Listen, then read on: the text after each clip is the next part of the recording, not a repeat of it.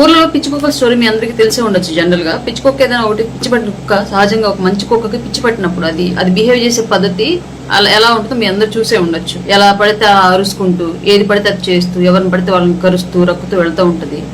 దాన్ని అలాగే కనుక ఎవరు అడ్డు రాకుండా వెళ్ళనిస్తే సుదూరమైనటువంటి ప్రయాణాలు సొంగలు కప్పుకుంటూ ఎక్కడ తాగడానికి నీరు లేక దాని రోగం దానిలోనే ముదిరిపోతూ చావు అంచుల వరకు తొందరగా వెళ్తుంది. అలా కాకుండా మిగతా మంచి కుక్కలో ఇంకొక వ్యక్తిలో వీళ్ళు కనుక దాన్ని కట్టడి చేయాలని చెప్పేసి ప్రయత్నం చేస్తే అది అంతకంతకు డబల్ అయ్యి ఇంకా ఎక్కువ అరుస్తూ ఇంకా ఎక్కువ మందిని కరుస్తూ ఇంకా ఎక్కువ కుక్కలకి పిచ్చెక్కిస్తూ దాని యొక్క లోపల ఉన్నటువంటి విషపు తాలూకు సంతతిని ఎక్కువ పెంచుకుంటూ వెళ్ళేటువంటి పరిస్థితి ఉంటుంది. ఇది పిచ్చి కుక్క స్టోరీ జనరల్ గా. అందుకే పిచ్చి కుక్కకి పిచ్చి పట్టినప్పుడు కుక్కకి దాన్ని ఎవరైనా సరే సహజంగా వదిలేసి దానికి ఎవరు అడ్డు రాకుండా ఉంటే అదే తొందరగా కనుమరుగైపోద్ది. అలా కాకుండా అడ్డుపడితే ఖచ్చితంగా అది ఇంకా నేనున్నాను అని చెప్పేసి దాని ఉనికిని చాటుకునేటువంటి ప్రయత్నం చేస్తూ ఇంకా బలాన్ని పుంజుకొని తిరగబడుతూ ఉంటుంది. కాబట్టి చాలా వరకు జనసేన పార్టీల నుంచి బయటికి వెళ్ళిన వాళ్ళు ఎవరి విషయంలో అయినా సరే మేము ఇలాంటి పిచ్చి కుక్కలు కానీ కన్సిడర్ చేసి వాళ్ళని వాళ్ళు ఎంత ఒర్రుతున్నా సరే వదిలేస్తూ ఉంటాము.